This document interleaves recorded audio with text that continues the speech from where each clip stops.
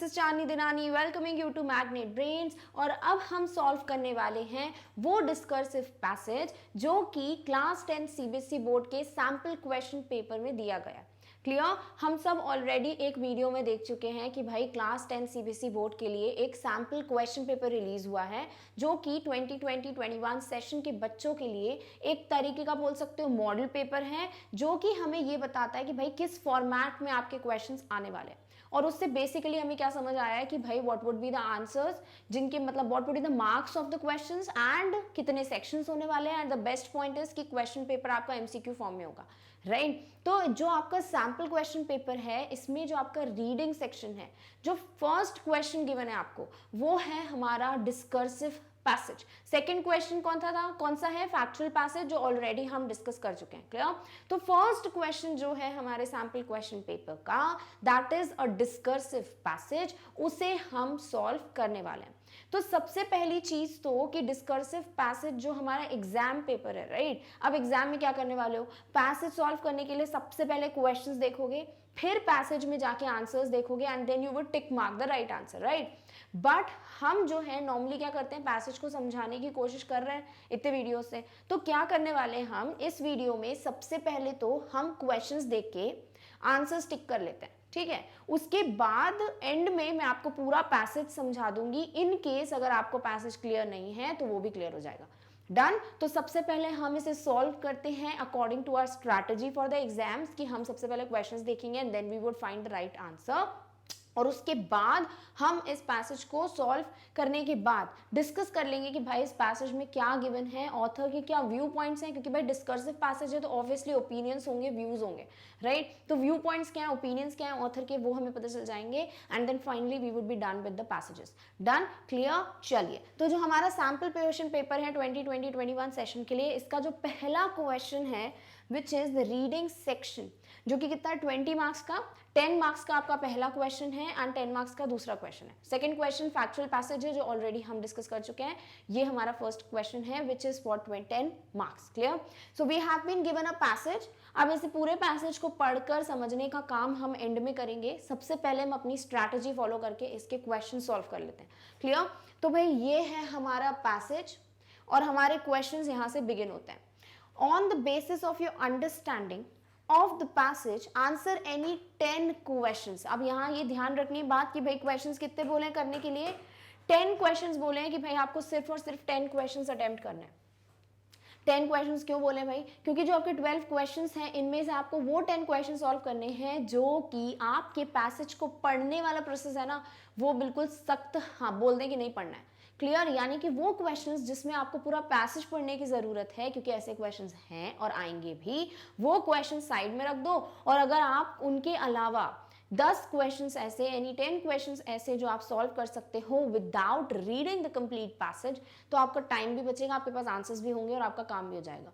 Clear? तो हम क्या करने वाले हैं भाई, हम उन क्वेश्चंस को सॉल्व करेंगे जिनके लिए हमें पूरा पैसेज पढ़ने की जरूरत नहीं है, और जिस क्वेश्चन के लिए हमें पूरा पैसेज पढ़ना है, वो क्वेश्चन हम जब पूरा पैसेज पढ़ चुके होंगे एंड में वो सॉल्व करेंगे।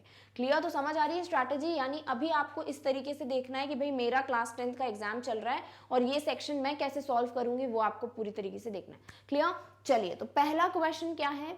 The reason why living on the edge has become popular is because of, यानी कि ये जो सेंटेंस दिया है कि रीजन क्या है कि जो लोग हैं वो एज पे रहने लगे। अब लिविंग ऑन एज का मतलब क्या है नहीं पता, चलो कोई बात नहीं, पैसेज में देखते हैं। तो जिस भी पैराग्राफ में हमें गिवन होगा living on the edge, clear? यानी living on the edge, edge word मिल जाए, यानी वहां हम मीनिंग ढूंढेंगे कि भाई लिविंग ऑन एज का मतलब क्या है, और फिर हम इन ऑप्शंस में से करेक्ट आंसर ढूंढने वाले हैं। तो जैसे हम अपना पैसेज देखते हैं और एज वर्ड ढूंढने की कोशिश करेंगे, यही है भैया हमारा पहला पैसेज का फर्स्ट पेज। तो यहाँ पर क्या गिवन है देखो, जहां एज वर्ड होगा ना, वहां हम लोग कोशिश करने वाले मीनिंग समझने की। तो देखिए एज वर्ड कहीं मिल रहा है क्या? The choices we make on a daily basis, wearing a seat belt, lifting heavy objects correctly और purposely, staying out of any dangerous situation, can either ensure our safety और bring about potentially harmful circumstances. मिला क्या word edge? नहीं। You and I need to make a decision that we are going to get our lives in order, exercising self-control, self-discipline and establishing boundaries and borders in our lives are some of the most important things we can do. अभी भी word edge मिला है क्या? नहीं. A life without discipline in one that's filled with carelessness. ठीक है, अभी तक word edge नहीं मिला है.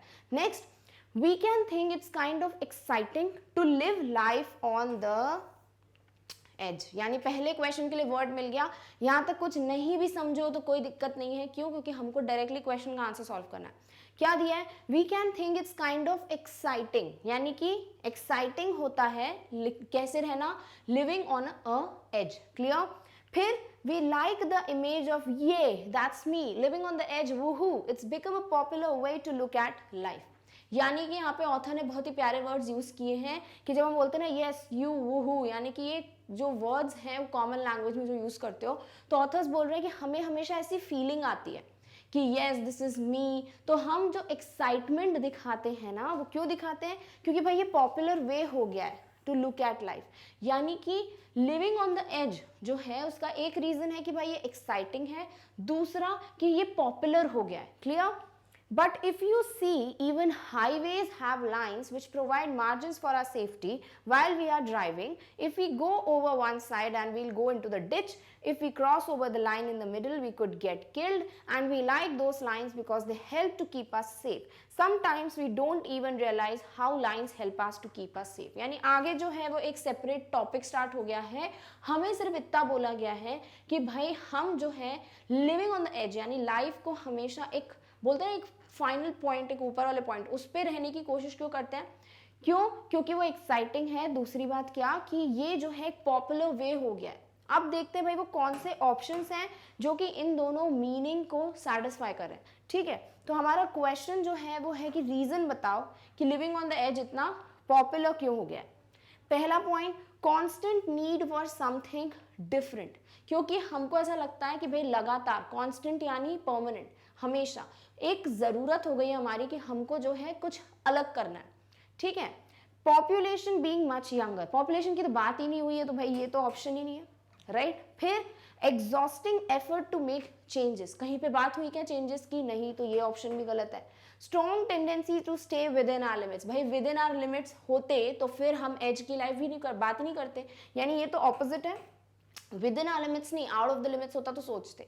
यानी सिर्फ पहला ऑप्शन है जो बोल रहा है कि भाई लिविंग ऑन द एज जो है वो इतना पॉपुलर इसलिए हो गया है क्योंकि हर किसी को लाइफ में ये क्या बोल सकते हैं, नीड हो गई है हर किसी की कि लगातार हमको कुछ डिफरेंट करना है लाइफ में. क्लियर? इसीलिए हम जो है बोलते हैं कि भाई हमें अपनी लाइफ जो है वो बिल्कुल एज पे जीनी है, बिल्कुल वूहू टाइप्स जीनी है. राइट? यानी यहाँ फर्स्ट ऑप्शन क्या हो गया, constant need for something different. This is the correct answer. This means देखो भाई एक क्वेश्चन तो पैसेज को बिना पढ़े ही क्लियर हो गया है. जैसे हमने वर्ड ढूंढा हमको मिल गया हमारा आंसर. डन. चलिए भाई सेकंड क्वेश्चन देखते हैं. नेक्स्ट क्वेश्चन है, choose the option that best captures. क्या दिया है? बेस्ट दिया है. जैसे मोस्ट अप्रोप्रिएट, बेस्ट, इन सब का मीनिंग होता है, इसलिए पढ़ लेना चाहिए ढंग से. Best captures the central idea. Central idea यानी कि मेन फोकस किस पे है इस पैसेज का. Of the passage from the given quotes, यानी आपको कोट्स दिए गए हैं और बोला है भाई इस पैसेज का मेन सेंट्रल आइडिया बताओ. अब बताओ, जब तक पूरा पैसेज नहीं पढ़ोगे पता चलेगा तुम्हें सेंट्रल आइडिया? नहीं. यानी ये वो क्वेश्चन है जिसके लिए पूरा पैसेज पढ़ने की जरूरत है. तो ये क्वेश्चन हम एंड में डिस्कस करेंगे जब पूरा पैसेज पढ़ चुके होंगे. क्लियर? यानी ये वो क्वेश्चन है जो आप 12 चॉइसेस में से छोड़ सकते हो. डन. चलिए ये क्वेश्चन हम कब करेंगे? एंड में करेंगे जब पूरा पैसेज डिस्कस हो जाएगा. अब देखते हैं थर्ड क्वेश्चन. थर्ड क्वेश्चन है, विच ऑफ द कैरेक्टरिस्टिक्स, इनमें से वो कौन सी कैरेक्टरिस्टिक्स हैं that are apt about, apt यानी appropriate, about the writer in the following context, जो कि राइटर के बारे में अप्रोप्रिएट है, यानी जो लिख रहा है पैसेज उसके बारे में बातचीत हो रही है. कॉन्टेक्स्ट क्या है? I know I have limits, यानी ये लाइन्स पैसेज से दी गई हैं. I know I have limits and that I have reached them, but I am going to ignore them and see if or how long I can get by with it. अगर सिर्फ इतना ही sentence देखें तो भी हमें क्या समझ आ रहा है कि भाई राइटर बोल रहा है कि मुझे पता है मेरी लिमिट्स हैं, हर किसी की कुछ लिमिट्स होती हैं, and that I have reached them, और मैं अपनी लिमिट्स तक पहुंच चुका हूं. But I am going to ignore them, और मैं इन्हें इग्नोर करूंगा. एंड सी इफ और how long I can get by with it, और मैं अपनी लिमिट्स को इग्नोर करके ये चेक करूंगा, एक्सपेरिमेंट करूंगा कि मैं कितने टाइम तक इनसे जो है फाइट कर सकता हूँ, इनको झेल सकता हूँ, विथस्टैंड कर सकता हूँ।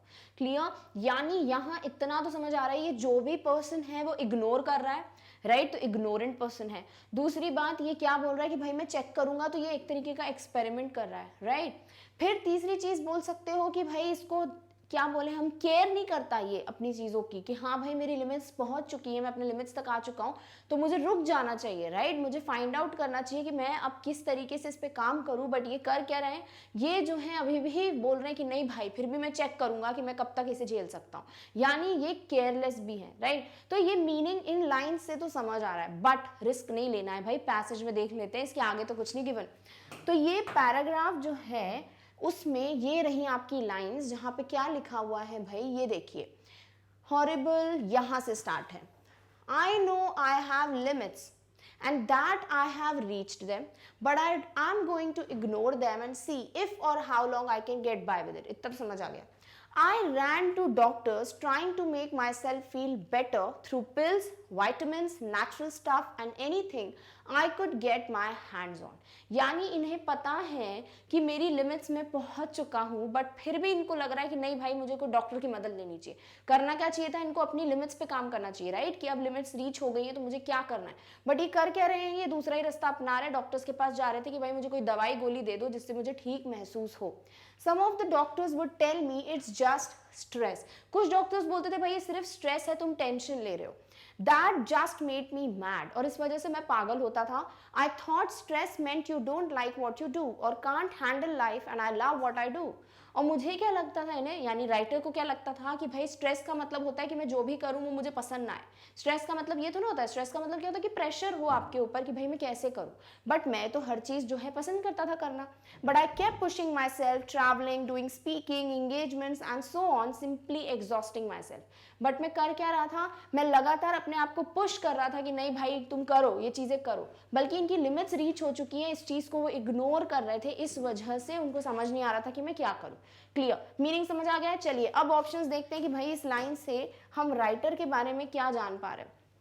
पहला ऑप्शन है नेग्लिजेंट। नेग्लिजेंट का मतलब जो निग्लेक्ट करता हो, जो इग्नोर करता हो। बिल्कुल उनने खुद ही बोला है भाई कि मैंने क्या किया, इग्नोर किया, राइट? तो पक्का डेफिनेटली ये नेग्लिजेंट है। अब बाकी वर्ड्स पढ़ लो, इससे अच्छा क्या होगा कि भाई ये जो वर्ड नेग्लिजेंट है, यानी ऑप्शन 1 जो है वो जिस भी ऑप्शन में दिया हो उसी को देखो कि उसके साथ और क्या गिवन है, राइट? तो ऑप्शन 1 देखो कहाँ दिया है, इसमें दिया है क्या, नहीं। इसमें दिया है क्या, नहीं। इसमें दिया है, इसमें दिया है क्या, नहीं। यानी सिर्फ सी ऑप्शन है जिसमें ऑप्शन 1 दिया हुआ है और उसके साथ दिया हुआ है रेकलेस। रेकलेस का मतलब क्या होता है, केयरलेस, यानी जो केयर नहीं करता अपनी चीजों की वो केयरलेस, लापरवाह, बिल्कुल लापरवाह है। पता है लिमिट्स रीच हो गई है, फिर भी क्या कर रहे हैं, डॉक्टर्स के पास जा रहे हैं, उस पर काम नहीं कर रहे, इग्नोर कर रहे हैं उसको बिल्कुल केयर नहीं कर रहे, केयरलेसनेस दिखा रहे हैं अपनी और डॉक्टर के पास जा रहे हैं। डेफिनेटली ये नेग्लिजेंट तो होगा ही होगा। और नेग्लिजेंट के साथ सिर्फ और सिर्फ वर्ड रेकलेस दिया है। रेकलेस का मीनिंग नहीं भी पता तो भी आप बाकी के ऑप्शंस के साथ खेल सकते हो। कैसे, देखो। इनडिसाइसिव, इनडिसाइसिव मतलब जो डिसीजन ना ले पाए, इसीलिए बोलते हो इनडिसाइसिव। यहाँ डिसीजन ना लेने वाली बात ही नहीं है, उनको पता था मैं अपनी लिमिट्स पे पहुंच चुका हूँ, डिसीजन की बात नहीं आई थी कि भाई वो डिसीजन नहीं ले पा रहे, क्या करूँ क्या नहीं करूँ, वो इग्नोर कर रहे थे। तो बिल्कुल डेफिनेटली वो इनडिसाइसिव तो नहीं है। फिर है स्पॉन्टेनियस। स्पॉन्टेनियस यानी जो एकदम से एक्ट करता हो किसी चीज़ पे, यानी कि इनको अगर ऐसा लग रहा है कि भाई मैं अपनी लिमिट्स जो है पहुंच चुका हूँ, रीच कर चुका हूँ, और एकदम से उन्होंने डिसीजन लिया कि नहीं भाई मैं इस पर काम नहीं करूँगा। उनने बोला मैं इग्नोर कर रहा था, मैं डॉक्टर के पास जा रहा था, तो ये केयरलेस हुए, ठीक है, स्पॉन्टेनियस नहीं हुए। तो ये क्या हो गया, रॉन्ग ऑप्शन। फिर है पर्पसलेस, पर्पस ही नहीं है लाइफ में, ऐसा नहीं। उन्होंने क्या बोला, मुझे जो मैं करता हूँ मुझे पसंद है करना, यानी करते तो हैं, लाइफ में पर्पस तो है, तो पर्पसलेस तो नहीं हुआ। फिर है पेशेंट। भाई काय के पेशेंट है, पेशेंट मतलब पॉजिटिव में होता है, यानी कि जब जिसके पास धीरज होता है। पेशेंट डॉक्टर का पेशेंट की बात नहीं हो रही है, पेशेंट यानी कि जिस पर्सन के पास बहुत धैर्य होता है, धीरज होता है, जो इंसान जो है समय लेता है चीज़ों को सोचने के लिए, भाई ये तो बिल्कुल नहीं है। यानी देखो, अगर बाकी ऑप्शंस भी देखो तो भी आंसर मिलेगा। दूसरी बात, पहला ऑप्शन देखो, एग्जामिनर बहुत हेल्पफुल होता है, उसको बिल्कुल नहीं चाहिए कि तुम फेल हो जाओ। तो एग्जामिनर ने देखो खुद बोला है कि पहला ऑप्शन नेग्लिजेंट है, यानी कि वो इग्नोर करता है। और मैंने ये ऑप्शन सिर्फ और सिर्फ एक ही ये वाला जो मैं बोल सकती हूँ पॉइंट सिर्फ एक ही एक ऑप्शन में दिया है, वो है ऑप्शन सी, यानी कि आपका आंसर करेक्ट क्या होना चाहिए, 1 and 4। Clear, done. यानी कि थर्ड क्वेश्चन में हम बोल रहे हैं कि राइटर जो है वो नेग्लिजेंट है और रेकलेस है, यानी केयरलेस है। Clear, done. चलिए देखते हैं नेक्स्ट। नेक्स्ट है fourth question, which of the following will be the most appropriate title for the passage. भैया आ गया क्वेश्चन किसका, टाइटल का। और जब तक पूरा पैसेज पढ़ोगे ही नहीं तो टाइटल कहाँ से लिख दोगे। यानी ये क्वेश्चन भी वो क्वेश्चन है जो हम क्या करेंगे भाई, अभी छोड़ देंगे, एंड में करेंगे, जब पैसेज पूरा पढ़ लेंगे ना तब करेंगे सॉल्व, ठीक है। और उसके बाद दूसरी बात क्या है कि ये वो दूसरा क्वेश्चन है जो आप छोड़ सकते हो। अगर आपको बाकी क्वेश्चंस आते हैं तो ये क्वेश्चन आप छोड़ सकते हो कि भाई मुझे इसके लिए पूरा पैसेज पढ़ना पड़ेगा। क्लियर, तो ये क्वेश्चन हम बाद में सॉल्व करेंगे। नेक्स्ट है the phrase potentially harmful circumstances. यानी ये जो फ्रेज गिवन है, फ्रेज का मतलब पता है ना, सब्जेक्ट वर्ब कॉम्बिनेशन नहीं होता। जो ये फ्रेज दिया है potentially harmful circumstances refers to circumstances that can, यानी इनने बोला है कि भाई जो आपके पैसेज में ये जो फ्रेज दिया है इसका मतलब क्या है, कौन से सर्कमस्टांसेस। यानी आपको अगर पोटेंशियली हार्मफुल का मतलब पता हो तो आप बता दोगे कि भाई सर्कमस्टांसेस कौन से हैं, बट उसके पहले पैराग्राफ देख लो वो जिसमें पोटेंशियली हार्मफुल सर्कमस्टांसेस मेंशन्ड है। तो जैसे ही हम अपना फर्स्ट पैराग्राफ देखते हैं यहीं पे हमको मिल जाएगा, देखो, the choices we make on a daily basis, wearing a seat belt, lifting heavy objects correctly और purposely staying out of any dangerous situation can either ensure our safety और bring about potentially harmful circumstances. क्या बोल रहे हो कि भाई जो choices हम रोज बनाते हैं, जो भी हम डेली बेसिस पे चॉइसेस लेते हैं, हम क्यों मीनिंग देख रहे हैं, भाई देख लो हमको मिल गया हमारा पोटेंशियली हार्मफुल सर्कमस्टांसेस, तो इसका मीनिंग क्या है, इसको समझने के लिए पूरा पैराग्राफ देखना पड़ेगा, राइट। तो choices we make on a daily basis, हम जो भी रोज चॉइसेस करते हैं, जो भी हम एक बोल सकते हो डिसीजन लेते हैं daily. Wearing a seat belt, हम जो है सीट बेल्ट पहनते हैं, क्यों भाई, क्योंकि हमको सेफ्टी के साथ ड्राइविंग करनी, रूल्स फॉलो करने हैं। लिफ्टिंग हैवी ऑब्जेक्ट्स करेक्टली, भारी सामान हमेशा हम ध्यान से उठाते हैं ताकि भाई हमको क्या कोई स्ट्रेन ना आ जाए, राइट, हमको कुछ क्या बोलते हैं कोई प्रॉब्लम ना हो जाए, कोई इंजुरी ना हो जाए, इसीलिए हम ध्यान से उठाते हैं, राइट। और purposely staying out of any dangerous situation, और हम जान पूछ के किसी खतरनाक सिचुएशन में खुद नहीं जाते। फॉर एग्जाम्पल लाइट का बटन चालू कर दो इलेक्ट्रिसिटी प्लग में और उंगली अंदर डाल दो आप, तो क्या होगा, करंट लगेगा ना, खुद करोगे क्या जान पूछ के, नहीं। तो आप पर्पसली क्या डेंजरस सिचुएशन से दूर रहते हो। कैन ईदर इंश्योर, या तो ये बिल्कुल 100% गारंटी दे सकते हैं कि आपकी सेफ्टी हो रही है, जो कि है, या फिर they can bring about potentially harmful circumstances. यानी कि पोटेंशियल का मतलब क्या होता है भाई, अगर मैं आपको बोलूँ आप में बड़ा पोटेंशियल है, आप बहुत अच्छे डांसर हो, आप में पोटेंशियल है, आप जीत सकते हो, तो पोटेंशियल का मतलब कि भाई आप में एबिलिटी है, दम है, पॉसिबिलिटी है कि आप जीत जाओ। यानी पोटेंशियल का मतलब होता है कुछ चीज जो पॉसिबल हो। कैसी पॉसिबल भाई, ऐसे सर्कमस्टांसेस जो पॉसिबली हार्मफुल हो, जिनकी पॉसिबिलिटी है कि वो नुकसानदायक हो सकते हैं। क्लियर, यानी ये पूरा पैराग्राफ नहीं भी देखो फिर भी जो है ये वर्ड खुद ही बोल रहा है भाई पोटेंशियल मतलब पॉसिबल है। भाई पोटेंशियल का मतलब क्या हुआ, किसी में पॉसिबिलिटी एबिलिटी है कुछ करने की, तो हम बोलेंगे भाई कि ऐसा ऑप्शन जो इस मीनिंग को सेटिस्फाई करे वो हमारा करेक्ट ऑप्शन है। चलिए देखते हैं भाई क्वेश्चन है भाई कि यहाँ पर पोटेंशियली हार्मफुल सर्कमस्टांसेस में कैसे सर्कमस्टांसेस की बात हुई है, यानी कि पूछ रहे हैं पोटेंशियली हार्मफुल का मतलब क्या है। पहला बोल रहे हैं सर्टेनली भी डेंजरस, सर्टेनली मतलब कि हो सकता है, सर्टेन है, ठीक है। बी फेयरली डेंजरस, फेयरली यानी कि हाँ भाई लगभग सही डेंजरस है, ऐसा तो कुछ होता नहीं है। फिर अभी पॉसिबली डेंजरस, हाँ हमने अभी तो बात की कि पॉसिबल है कि पॉसिबली डेंजरस हो, यानी पॉसिबिलिटी है हार्मफुल होने की, तो ये मिल गया हमको। देखो पॉसिबल डायरेक्ट मीनिंग दे दिया है पोटेंशियल का। फिर है सैल्डम भी डेंजरस, तो भाई ये भी मीनिंग नहीं बैठ रहा है, यानी करेक्ट ऑप्शन क्या है, ऑप्शन सी, कि पोटेंशियल का मतलब ही होता है कितनी पॉसिबिलिटी है इस चीज की, तो हम बोलेंगे yes this is the correct option. Done. चलिए sixth question, select the option that makes the correct use of unsustainable as used in the passage to fill in the blank space। ये बहुत ही प्यारा क्वेश्चन है। इस passage का ये question जो है ना सबसे बढ़िया ट्रैप है। पता है क्यों?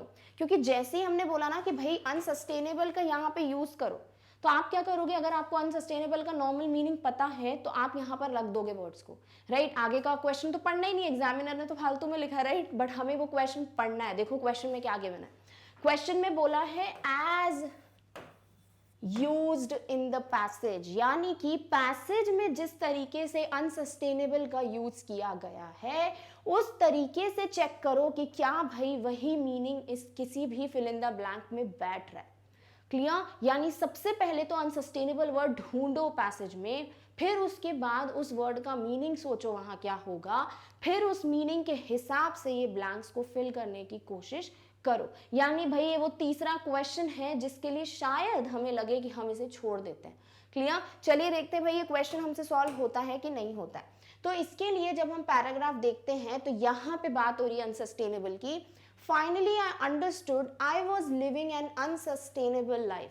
राइटर ने बोला कि मुझे फाइनली समझ आ गया कि मैं एक अनसस्टेनेबल लाइफ जी रहा हूँ and needed to make some changes in my outlook and lifestyle. और मेरा जिस तरीके का नज़रिया है, मेरी लाइफस्टाइल है, उसको मुझे चेंज करने की ज़रूरत है ताकि मैं अपनी लाइफ को सस्टेनेबल बना सकूं। अनसस्टेनेबल लाइफ का मतलब क्या है यहाँ पे? यहाँ अनसस्टेनेबल लाइफ बोलता है कि भाई एक ऐसी लाइफ जिसे हम करंट रेट पे नहीं जी सकते, यानी कि जो करंट रेट पे पॉसिबल ना हो, राइट? यानी अभी मेरी जो लाइफ की रफ्तार चल रही है, जो रेट चल रहा है, ऑब्वियसली हर किसी की लाइफ का रेट एक होता है, राइट? कभी कभी हो जाता है एक स्टैग्नेंट पीरियड हो जाता है कि जो नॉर्मली हम बैठे आते कुछ नहीं करते। कुछ लोग होते हैं जो बहुत भागा दौड़ी करते हैं, लाइफ में टाइम ही नहीं है। कुछ है जो बैलेंस्ड है, राइट? तो सबकी लाइफ रेट डिफरेंट होता है। तो राइटर का जस्ट उस वक्त की जो लाइफ थी उस हिसाब से वो बोल रहे हैं कि मेरी अनसस्टेनेबल लाइफ है, यानी कि मैं करंट रेट के हिसाब से अपनी लाइफ को कंटिन्यू नहीं कर पा रहा हूँ। क्लियर? तो ये जो मीनिंग है वो हमें अगर दिख जाए तो हमारे फिलिंग द ब्लैंक्स का आंसर मिल जाएगा। अब अनसस्टेनेबल के बाकी भी मीनिंग्स होते हैं, अनमैनेजेबल, कंटिन्यू नहीं कर सकते, राइट? तो ये अनमैनेजेबल मीनिंग जो है कहीं कहीं पे फिट बैठ सकता है जहां पर कंटिन्यू ना करने वाला मीनिंग भी बैठ जाए, राइट? तो हमें यहाँ देखना है कि भाई किस तरीके से ये जो मीनिंग यहाँ है ना अनसस्टेनेबल लाइफ वाला, ये मीनिंग फिलिंग द ब्लैंक्स में कैसे बैठेगा। क्लियर? यानी अब हम क्वेश्चन में देखते हैं कि भाई हमें कहाँ से जो आंसर है सही मिलने वाला है। पहला जो फिलिंग द ब्लैंक है वो है इन द लॉन्ग रन, यानी कि आगे के वक्त में the dash officials followed emergency procedures, यानी फॉलोड यानी पास्ट की बात हो रही है कि यहां अगर हम लिख दें अनसस्टेनेबल ऑफिशियल्स, यही बोल रहा है फिलिंग द ब्लैंक भरो। In the long run, the unsustainable officials followed emergency procedures. Unsustainable officials की बात हो रही है भाई। unsustainable officials यानी जो officials कंटिन्यू नहीं कर पाते, ऐसा थोड़ी ना होता है। तो ये क्या है? unsustainable officials की बात कर दी, इसीलिए ये ऑप्शन क्या हो गया? यहाँ पर नहीं बैठ रहा फिट। तो ये ब्लैंक तो बिल्कुल भी गलत मीनिंग देगा, तो हम बोलेंगे this is what wrong option. तो भाई पहला तो इजीली सॉल्व हो गया। दूसरा, emergency procedures were unsustainable by the officials. अब यहाँ अगर जो है आपको नहीं पता तो फिर आपको थोड़ी गड़बड़ हो सकती है। आप बोल सकते हो ठीक है भाई इमरजेंसी प्रोसीजर्स तो हो सकते हैं ना जो कंटिन्यू ना हो, बट यहाँ जो प्रेपोजिशन यूज हुआ है ना बाय, उसे आप अनसस्टेनेबल के साथ यूज नहीं करते हो। ज्यादातर आपको फॉर या इन देखने को मिलता है, अनसस्टेनेबल के साथ बाय नहीं देखते हैं। ठीक है, तो यहाँ प्रेपोजिशन गलत है, इसीलिए ये ब्लैंक भी क्या हो जाएगा? Wrong option. नेक्स्ट है officials reported and unsustainable set of events during the emergency. क्या यहाँ पे एन का यूज सही है? बिल्कुल। अनसस्टेनेबल है, अ का साउंड आ रहा है, वॉवल साउंड है, डेफिनेटली एन आर्टिकल सही है। अगर ये भी चेक कर लो ना यहाँ पे कि आर्टिकल गलत है तो भी हम बोलते हैं कि हाँ भाई रॉन्ग ऑप्शन है। क्लियर? बट एग्जामिनर इतनी मदद नहीं कर रहा हमारी, तो हम क्या बोलेंगे? Officials reported an unsustainable set of events during the emergency. अब इमरजेंसी है, उस वक्त ऐसे इवेंट्स जो कि मैनेज नहीं हो सकते, राइट? कंटिन्यू की बात नहीं कर रहे हो। यहां हम बोलेंगे अनसस्टेनेबल का मीनिंग अनमैनेजेबल है, यानी यहां अगर हमें पैसेज में अनमैनेजेबल की बात की जाती तो फिर हम बोलते हैं कि हाँ यहाँ पर करेक्ट ऑप्शन है। बट यहाँ पे ये अनसस्टेनेबल का मीनिंग जो पैसेज में गिवन है वो नहीं बैठ रहा, इसीलिए ये ऑप्शन गलत है। नहीं तो नॉर्मली ये जो सेंटेंस है वो सही होता अनसस्टेनेबल, बट क्योंकि ये पैसेज के हिसाब से गलत है इसीलिए थर्ड ऑप्शन रॉन्ग है। फाइनल ऑप्शन भाई देखने की जरूरत ही नहीं, यही बचता है, तो यही हमारा करेक्ट ऑप्शन होगा जहां हम अनसस्टेनेबल रख सकते हैं। क्या होगा? Officials admit that the emergency system is unsustainable in the longer run, यानी जो इमरजेंसी सिस्टम है उसको कंटिन्यू नहीं कर सकते लॉन्गर रन में, अनसस्टेनेबल है। क्लियर? यानी ऑप्शन डी जो है वो हमारा करेक्ट आंसर होगा for the question 6। Clear? Done? चलिए देखते हैं नेक्स्ट। नेक्स्ट है question number 7। The author attempts to dash the readers through this write up. Author क्या करना चाह रहे हैं इस पैसेज के थ्रू? भाई ये तो तभी पता चलेगा जब पूरा पैसेज पढ़ोगे, राइट? यानी यहां पर हमको ये क्वेश्चन भी पूरे पैसेज के लिए रखना है, यानी this means definitely we need to read the passage. यानी ये ऐसा पैसेज है जहां राइटर चाहते हैं कि हम पूरा पैसेज पढ़ें फिर क्वेश्चंस करें। क्लियर? तो आपको जो भी पैसेज पढ़ने के बाद ही क्वेश्चंस मिलने वाले हैं, और यहाँ पे देखो मोर देन 3 हो गया अब तो, आपको तो छोड़ने 2 ही है क्वेश्चंस, तो अब हमको पैसेज पढ़ना पड़ेगा जो कि हम एंड में पढ़ेंगे, तो ये क्वेश्चन भी अब एंड में ही होगा सॉल्व, राइट? यानी ऑथर क्या करना चाह रहे हैं। Clear? Next, the author uses colloquial words such as ye, woohoo. Which of the following is not a colloquial word? अब colloquial word क्या है वो ही नहीं पता, तो कैसे करोगे सॉल्व? या तो दूसरी चीज क्या होती है, ट्रिक होती है। देखो बात क्या हो रही है, ये वूहू, यानी कि बोल सकते हो जिस तरीके से हम एक्साइटमेंट शो करते हैं जनरल लाइफ में वो वर्ड्स यूज हो रहे हैं। तो अगर हमें नहीं भी पता कोलोकियल का मतलब क्या है तो भी हम इन वर्ड्स से खेल सकते हैं। चलो देखते हैं। हुक्ड, हुक्ड का मतलब क्या होता है कि भाई किसी से चिपक गए। फॉर एग्जाम्पल बहुत बार हम नॉर्मल लैंग्वेज में यूज करते हैं कि she is hooked to the TV, यानी कि भाई चिपक ही गई, पूरी टाइम टीवी देख रही है। तो हुक्ड क्या है भाई, एक नॉर्मल लैंग्वेज का वर्ड है, तो डेफिनेटली ये कोलोकियल है। पूछा क्या है, नॉट पूछा है, देखो कैपिटल में दिया है, बिल्कुल कैप्स में दिया हुआ है। तो हाँ भाई हुक्ड जो है वो कोलोकियल है, तो आंसर नहीं हुआ ये। फिर गाय, हम नॉर्मल लैंग्वेज में क्या बोलते हैं भाई, जो जनरल लैंग्वेज है उसमें बॉय बोलते हो, बट जब हम कॉमन लैंग्वेज में बोलते गाय, राइट? तो गाय क्या हो गया भाई, ये कोलोकियल वर्ड हुआ। नेक्स्ट है स्टफ। स्टफ हम बोलते हैं, जैसे अगर हम कोई चीज बोलते हैं कि भाई this is not my stuff, right? तो हम क्या बोलते हैं, इसको बड़ी ही कूल लैंग्वेज में बोलते हैं कि this is not my stuff, भाई ये जो है मेरे टाइप का काम नहीं है, राइट? तो जब हम नॉर्मली वर्क वगैरह बोलते हैं that is a normal language, but जब हम स्टफ बोलते हैं this is what a colloquial word, यानी ये वूहू इस टाइप का कुछ साउंड कर रहा है। तो ठीक है, स्टफ भी क्या है, एक कोलोकियल वर्ड है। नेक्स्ट क्या है, स्ट्रेस। अब स्ट्रेस तो आप नॉर्मली भी यही बोलते हो, डॉक्टर ने भी बोला स्ट्रेस। अब डॉक्टर्स तो ना कोलोकियल वर्ड यूज करेंगे, यानी ऐसे तो बोलेंगे ये यू गॉट अ स्ट्रेस, ऐसा कूल कूल करके तो बोलेंगे नहीं। तो स्ट्रेस क्या है भाई, डेफिनेटली ऐसा कोई वर्ड नहीं है जो हम नॉर्मल जनरल लाइफ में ऐसे यूज करते हैं, ये कॉमन वर्ड है, जनरलाइज्ड वर्जन है, कोई भी यूज कर सकता है। तो स्ट्रेस क्या है, कोलोकियल वर्ड नहीं है। अब अगर आपको कोलोकियल का मतलब पता हो तो और इजी हो जाएगा। कोलोकियल का मतलब होता है जो हम कॉमन लैंग्वेज यूज करते हैं, यानी जो जनरल आम भाषा होती है ना हमारी, बिल्कुल चलते फिरते हम कुछ भी यूज कर लेते हैं, वो भाषा होती है कोलोकियल। ठीक है, तो हम जो है ये वूहू ये सब कब बोलते हैं, जब कोलोकियल टर्म्स। अब फॉर एग्जांपल आप जो हो कहीं बैठे हो मीटिंग में और वहां आप ऐसे चालू हो जाओ वूहू, कर सकते हो क्या, नहीं, बट आप अपने फ्रेंड्स के साथ यूज कर सकते हो ये वर्ड्स, तो वो हो जाते हैं कोलोकियल वर्ड्स। क्लियर? तो वही सेम चीज भाई, हुक्ड, गाय, स्टफ जो है हम यूज करते हैं कोलोकियल लैंग्वेज में, बट स्ट्रेस जो है वो नहीं है कोलोकियल वर्ड। डन? चलिए नेक्स्ट क्वेश्चन है, what does the author mean when he says to get our lives in order. तो भाई देखना पड़ेगा ऑथर ने कहाँ पे बोला है। तो ये पैराग्राफ में जब हम देखेंगे भाई get our lives in order कहाँ पे मेंशन्ड है भाई, देख लेते हैं। फर्स्ट पैराग्राफ में कहीं ऑर्डर वर्ड दिख रहा है क्या, नहीं।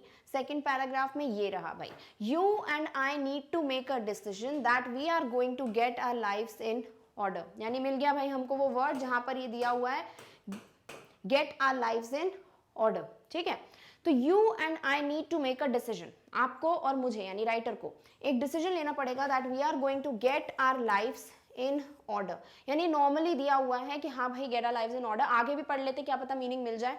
Exercising self control, self discipline and establishing boundaries and borders in our lives are some of the most important things that we can do, यानी कि लाइफ ऑर्डर में लाने के लिए ये चीजें की जा सकती हैं। क्या करना है, एक्सरसाइज करना है, सेल्फ कंट्रोल लाना है, सेल्फ डिसिप्लिन रखना है, बाउंड्रीज और बॉर्डर्स हमारे लाइफ में डिफाइंड होनी चाहिए। ये सब करोगे तो आपकी लाइफ ऑर्डर में आएगी।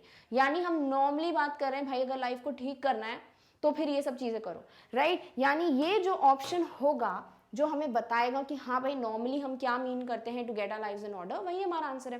पहले दिया है टू रिज्यूम आवर लाइव्स, कि वापस अपनी लाइफ चालू करना, ऐसा नहीं होता। गेट इन ऑर्डर मतलब क्या, चल तो रही है बट ऊपर नीचे चल रही है। ऑर्डर मतलब क्या, एक proper step by step, right, एक प्रॉपर मैनर ऑर्डर में लेकर आना, मतलब ऑर्डर में नहीं थी, यानी चल तो रही थी ना लाइफ, तो रिज्यूम तो नहीं होगा।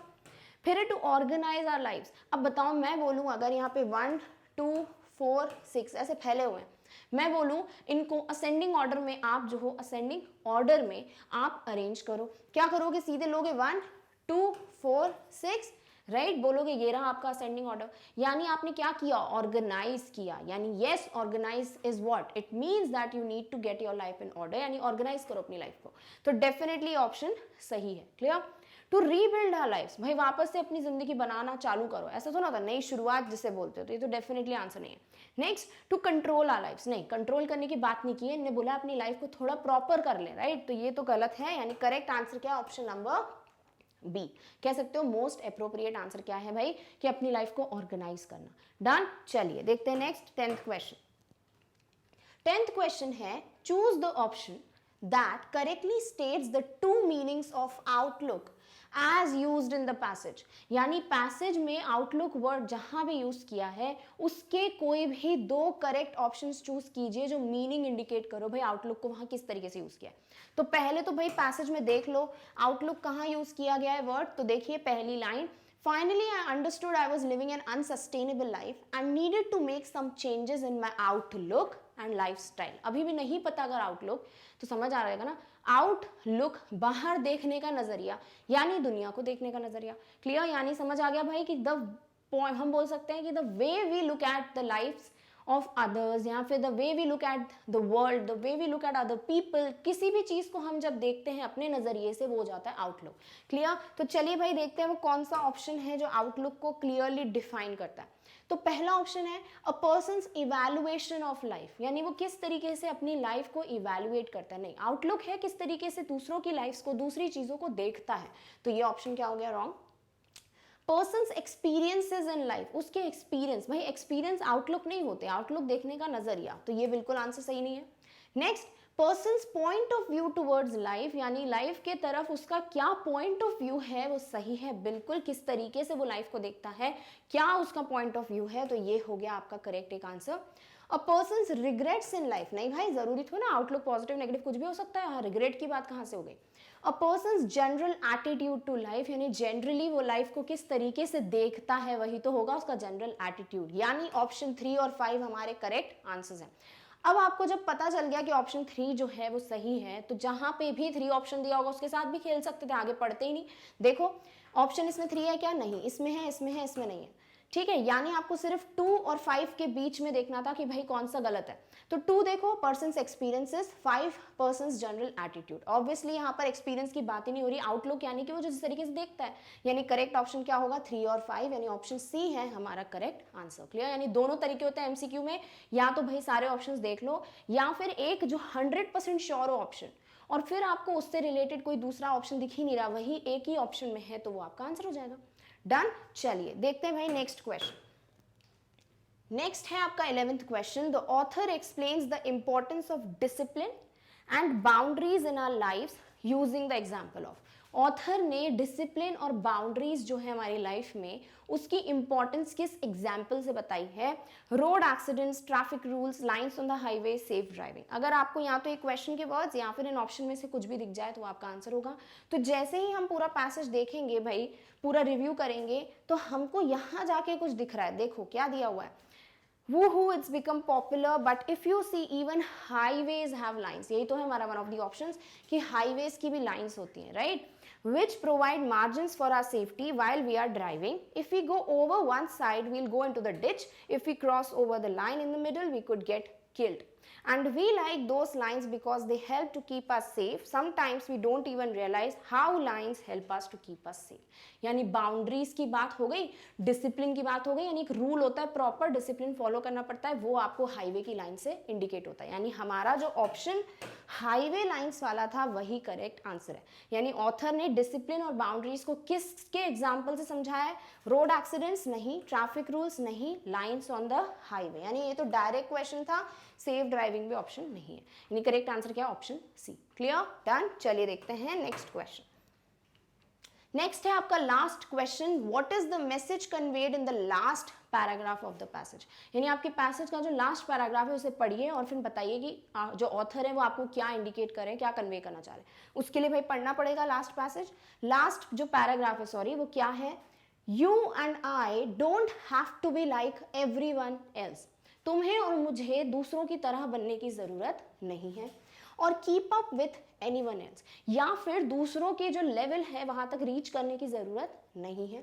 Each of us needs to be exactly the way we are. हर किसी को वैसा ही होना चाहिए जैसे वो एक्चुअली है, यानी किसी और की तरह बनने की कोशिश नहीं करनी चाहिए। And we don't have to apologize for it. और आप जैसे भी हो उसके लिए आपको अपोलोजाइज करने की जरूरत नहीं है कि भाई I am sorry for what I am, right. We are not all alike, हम सब एक जैसे नहीं हैं। And we need to find a comfort zone in which we can enjoy our life. और हमें वो एक कंफर्टेबल जोन जो है ढूंढ लेनी चाहिए जिसमें हम अपनी लाइफ को खुशी से बिता सकते हैं। Instead of making ourselves sick with an overload of stress and pressure, ये करने के बजाय हम क्या करते हैं, हम बहुत सारा टेंशन, प्रेशर, स्ट्रेस ले लेते हैं, ओवरलोड हो जाता है भाई, और उस वजह से हम बहुत बीमार फील करने लगते हैं, जिसे आप डिप्रेशन भी कह सकते हो। क्लियर? यानी कि अगर आप चाहो तो आप कभी किसी से अपनी लाइफ कंपेयर मत करो, जैसे भी हो वैसे रहो, and do not just overload your self with what, stress और प्रेशर। यानी ये जो है इंडिकेट करना चाहते हैं, कन्वे करना चाहते हैं ऑथर हमें लास्ट पैराग्राफ से। चलिए ऑप्शंस देखते हैं भाई, कौन से ऑप्शंस फिल करते हैं इस मीनिंग को। लव व्हाट यू डू, जो भी करते हो उससे प्यार करो। नहीं, ये नहीं बोला, ये बोला है कि जो कंफर्टेबल हो करने में वो करो। ठीक है, तो ये गलत है। Love yourself to love others, दूसरों को पसंद करने के लिए पहले खुद को पसंद करो। यहाँ पे ऐसे कोई बात हुई क्या, दूसरों को कैसे पसंद करना है, तो ये तो गलत है। Be the best version of your self, भाई ये तो उल्टा हो गया कि भाई जितना बेस्ट निकाल सकते हो अपना वैसे निकालो, ऐसा नहीं बोला है। बोला है जिसमें कंफर्टेबल हो, जो तुम हो वैसे रहो। फिर है be your self, yes this is the definite meaning कि भाई जैसे हो वैसे ही रहो, और ये डायरेक्टली भी बोला है उन्होंने पैसेज में, तो इसीलिए ऑप्शन डी हो गया हमारा करेक्ट आंसर। डन। तो भाई 12 क्वेश्चंस में से जो क्वेश्चंस बिना पैसेज पढ़े हो सकते हैं वो हमने कर लिए। अब क्या करना है, अब पूरा पैसेज समझना है और जो क्वेश्चंस हमने छोड़े थे वो सॉल्व करने हैं। क्लियर? चलिए भाई पैसेज जल्दी से समझ लेते हैं। फाइनली, हाँ ठीक है, ये तो क्वेश्चन उसका था। पैसेज बिगिन हो रहा है यहाँ से। The choices we make on a daily basis, हम जो भी रोज चॉइसेस बनाते हैं, जो भी ऑप्शंस चूज करते हैं। वेयरिंग अ सीट बेल्ट, वो सीट बेल्ट पहनना हो। लिफ्टिंग हैवी ऑब्जेक्ट्स करेक्टली, भारी सामान को ढंग से उठाना हो। और purposely staying out of any dangerous situation, या फिर किसी डेंजरस सिचुएशन से दूर रहना हो। Can either ensure our safety और bring about potentially harmful circumstances, या तो ये हमें सेफ रख सकते हैं या फिर जो पॉसिबल हार्मफुल सर्कमस्टांसेस हैं वैसे हमको दिखा सकते हैं।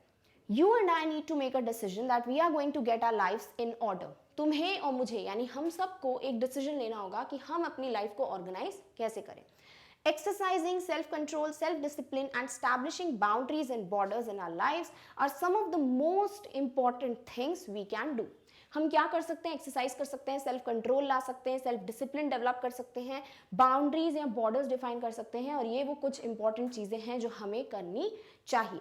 A life without discipline is one that's filled with carelessness. अगर लाइफ में डिसिप्लिन नहीं है, अनुशासन नहीं है, तो वो बिल्कुल केयरलेसनेस से भरी हुई लाइफ है। We can think it's kind of exciting to live life on the edge. हमें क्या लगता है कि भाई हमेशा बिल्कुल एक हाई स्पीड पे रहना जो है वो सबसे एक्साइटिंग चीज होती है। We like the image of ये that's me living on the edge, woohoo. हम हमेशा जो है कूल बनने की कोशिश करते हैं और हमें अच्छा लगता है कि हाँ भाई जो हमारी इमेज है ना कि यस वही तो हूँ मैं, that's me. तो ये जो कूल वाला नेचर है ना वो हमको लगता है कि सबसे बेस्ट है, right? It's become a popular way to look at life. और यही सबसे ज्यादा पॉपुलर वे हो गया लाइफ को देखने का। But if you see even highways have lines, but अगर आप देखो हाईवे क्या होता है जिसपे बहुत स्पीड में चला सकते हो, राइट, गाड़ी, उधर पे भी लाइन्स होती हैं which provide margin for our safety while we are driving. जब हम ड्राइव कर रहे होते हैं तो हमें एक मार्जिन मिल जाती है, लिमिट मिल जाती है कि भाई आपको यहाँ तक ड्राइव करना है इस लाइन पे ताकि आप सेफ रहो। If we go over one side, अगर हम एक लाइन के बिल्कुल एक तरफ चले जाएं, राइट, जो हाईवे होता है वहां की अगर एक बिल्कुल जो लिमिट है वहां ना ड्राइव करके बिल्कुल दूसरे साइड चले जाएं तो क्या होगा, we'll go into the ditch, तो हम गड्ढे में गिर जाएंगे, राइट, खाई में गिर जाएंगे जैसे आप बोलते हो। If we cross over the line in the middle, जो मिडिल में लाइन होती है अगर उसको क्रॉस कर लोगे तो क्या होगा भाई, you will be killed. Clear? And we like those lines because they help us to keep us safe, और वो लाइन्स हमें अच्छी लगती हैं हाईवे पे क्योंकि उनकी वजह से हम सेफ रहते हैं। while driving. Sometimes we don't even realize how lines help us to keep us safe. और कभी कभी तो हम ये realize ही नहीं करते कि भाई ये lines जो हैं वो हमें किस तरीके से बचाकर रखती हैं. क्लियर? चलिए आगे देखते हैं. I am not proud of this. मैं जो हूँ इस चीज़ के लिए प्राउड नहीं हूँ. किसके लिए? वो आगे वो स्टोरी बता रहे हैं. But for the first 20 years of my life at work, यानी जब मैं काम करता था तब के मेरे जो 20 साल हैं, आई इग्नोर्ड माई लिमिट्स. मैंने अपनी लिमिट्स को इग्नोर किया. I felt horrible physically most of the time. और मुझे फिजिकली यानी कि ऐसा लगता था बीमार है. हॉरेबल यानी बहुत बेकार. ठीक है. I use to tell myself, मैं अपने आप को कहता था, I know I have limits and that I have reached them. मुझे पता है मेरी लिमिट्स हैं और मैं वहां तक पहुंच चुका हूं. But I am going to ignore them and see if और how long I can get by with it. But मैं ये लिमिट्स को इग्नोर करना चाहता हूं और देखूंगा कि मैं कब तक इनको झेल सकता हूं. I ran to doctors trying to make myself feel better through pills, vitamins, natural stuff and anything I could get my hands on. मैं हमेशा अलग अलग डॉक्टर्स के पास भागता रहता था और उनसे बोलता था कि भाई मुझे ऐसी कोई भी चीज़ दो, वो पिल्स हो, वो दवाइयाँ हो, वो वाइटामिन्स हो, कोई भी नेचुरल चीज़ हो जिसकी मदद से मैं जो हूँ बेटर फील कर पाऊँ. Some of the doctors would tell me it's just stress. ज़्यादा से ज़्यादा डॉक्टर्स, या sorry some of the doctors, कुछ डॉक्टर्स मुझे बोलते थे कि भाई ये सिर्फ एक स्ट्रेस है, एक टेंशन की बात है.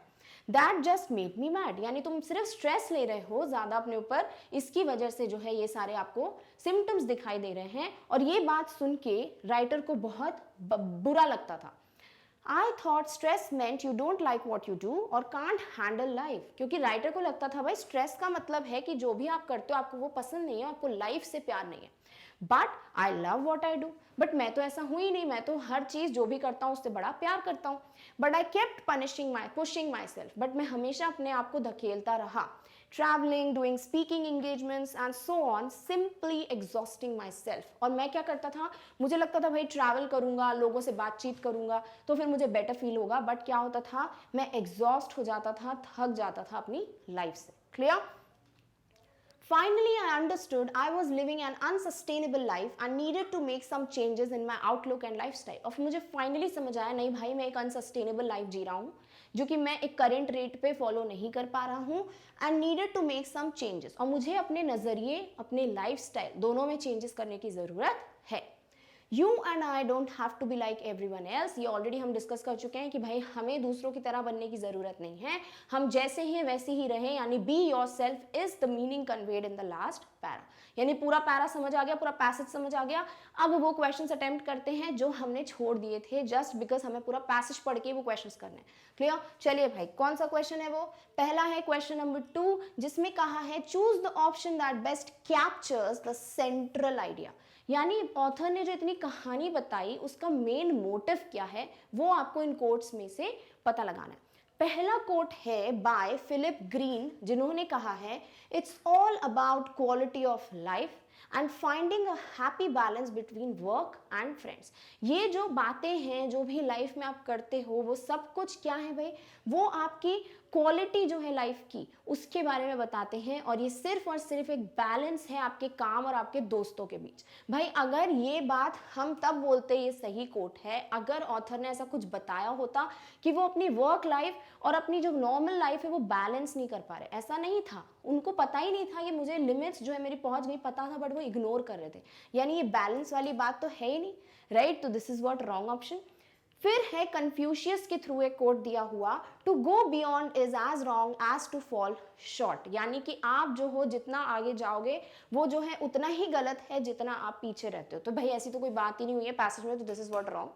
फिर है एल्बर्ट आइंस्टाइन के बाद थ्रू एक quote, life is like riding a bicycle. Life जो है एक साइकिल चलाने की तरह होती है. To keep your balance you must keep moving. अगर आपको अपनी साइकिल पे बैलेंस रखना है तो आपको अपने पेडल चलाते रहना पड़ेगा, मूव करना पड़ेगा. तो भाई यहाँ तो कुछ बोला ही नहीं कि वो स्टॉप कर दिया था उन्होंने जीना. वो लाइफ तो जी रहे थे बट प्रॉपरली उनको समझ नहीं आ रहा था कि मैं किस तरीके से जीऊँ. तो दिस इज व्हाट रॉन्ग. यानी एक ही ऑप्शन बचता है और वो हम पढ़ भी लेते हैं. तो लास्ट जो है वो जाना किंग्सफोर्ड के थ्रू है. उन्होंने कहा है balance is not something you find. Life में बैलेंस वो नहीं होता जो आपको मिल जाता है, इट्स समथिंग यू क्रिएट. वो होता है जो आप खुद क्रिएट करते हो. राइटर ने क्या बोला है यू एंड आई, यानी कि हमें क्या करना है वो लास्ट पैरा में मेंशन किया था राइटर ने, राइट, कि हमें क्या करना है, बी योर सेल्फ, यानी जो भी करना है आपको करना है। तो यही तो राइटर बोल रहे हैं, यानी ऑप्शन जो हमारा लास्ट है that is the most appropriate quote. और हमें क्या बोलना है भाई, जहां भी हमारा ऑप्शन 4 है, इसका मतलब ये नहीं लास्ट में ही होगा, इसलिए चेक कर लो, जहां ऑप्शन 4 होगा वो हमारा करेक्ट आंसर है। देखो भाई 1 2 3 4, यानी ऑप्शन डी जो है this is the most appropriate option. हो सकता है आप पहले और लास्ट वाले ऑप्शन में कंफ्यूज हो जाओ, बट ध्यान से देखो ना, यहाँ पे बात हो रही है कि आप किस तरीके से बैलेंस क्रिएट कर सकते हो, आपके हाथ में। यहाँ बोला है वर्क और फ्रेंड्स के बीच में, तो यहाँ वर्क और फ्रेंड्स की बात हुई क्या, नहीं, तो इसलिए option D most appropriate. Done. चलिए देखते हैं नेक्स्ट क्वेश्चन। नेक्स्ट था हमारा 4th क्वेश्चन, जो हमको पैसेज पूरा पढ़ के सॉल्व करना था कि भाई which of the following will be the most appropriate title, भाई इस पैसेज का नाम क्या देना चाहोगे। तो हम ऑप्शंस देख लेते हैं। ऑप्शन है मच टू सून, यानी कि जो भी था वो बहुत जल्दी आ गया, नहीं भाई ऐसा तो कुछ बात नहीं हुई। इनफ इज इनफ, यानी जितना है उतना बहुत है, ऐसी कोई बात ही नहीं हुई है यहाँ पर। फिर है how much is too much, यानी कितना जो है चीज वो ज्यादा होती है, सबसे ज्यादा।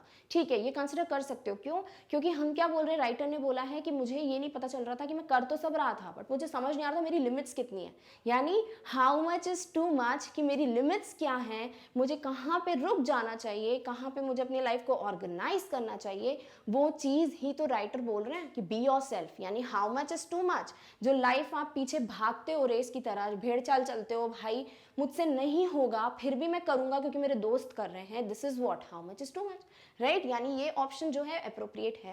हैव इनफ टू डू, नहीं ऐसा तो कुछ नहीं बोला है, राइट, तो हम क्या बोलेंगे, ऑप्शन सी क्या है हमारा मोस्ट अप्रोप्रिएट, यानी पूरा पैसेज पढ़ के ये क्वेश्चन भी इजीली हो जाएगा, जो कि क्या है, how much is too much. Done. फिर फाइनली जो क्वेश्चन हमने छोड़ा था वो था The 7th question, the author attempts to dash the readers through this write-up. Authors जो हैं वो इस लिखा हुआ जो है उनका, जो उन्होंने लिखा है उसके थ्रू वो क्या करना चाहते हैं, हमें क्या पता चल रहा है। ठीक है, तो बहुत ईजी है क्योंकि हमें समझ आ गया है पैसेज। रिब्यूक, अब रिब्यूक तो तभी पता चलेगा जब मीनिंग पता हो। चलो मीनिंग नहीं पता, इसको छोड़ते हैं, बाकी ऑप्शंस देखते हैं। क्वेश्चन, क्या वो क्वेश्चन कर रहे हैं, नहीं क्वेश्चन नहीं किया उन्होंने बताया है कि भाई क्या करना चाहिए, तो क्वेश्चन तो बिल्कुल नहीं है। पैसेज में कुछ क्वेश्चन छोड़ा है क्या आपके लिए कि भाई बताओ मुझे, नहीं, तो ये तो नहीं है। ऑफर एड टू, एड का मतलब क्या होता है, सोल्यूशन, तो सोल्यूशन दिया उन्होंने, नहीं दिया है। ऑफर एडवाइस टू, क्या उन्होंने हमें एडवाइस दी है, बिल्कुल दी है। एडवाइस क्या है, बी योरसेल्फ, यानी yes this is the correct answer, यानी आंसर मिल चुका है। अब फर्स्ट ऑप्शन का मीनिंग नहीं पता तो क्या करोगे, क्वेश्चन छोड़ दोगे, राइट, क्योंकि कंफ्यूजन हो सकता है ना, रिब्यूक मोस्ट एप्रोप्रिएट ना हो। रिब्यूक का मतलब होता है क्या उन्होंने क्रिटिसाइज करने की जरूरत की है। क्रिटिसाइज का मतलब जब हम बोलते हैं ना बुराइयां निकालते, खामियां निकालते, ऐसा कुछ किया है क्या, नहीं, यानी ऑप्शन क्या है, ऑप्शन है हमारा option D, offer advice to. यानी पैसेज बहुत ही इंटरेस्टिंग है, बहुत प्यारा सा हमें बोला है भाई क्या, कि बी योर सेल्फ, और हमें अपनी लिमिट्स पता होना चाहिए भाई कहाँ तक हमको अपनी लाइफ ऑर्गेनाइज करनी है, क्या करना है, राइट। और क्वेश्चंस भी क्या हैं, इतने ज्यादा डिफिकल्ट नहीं थे।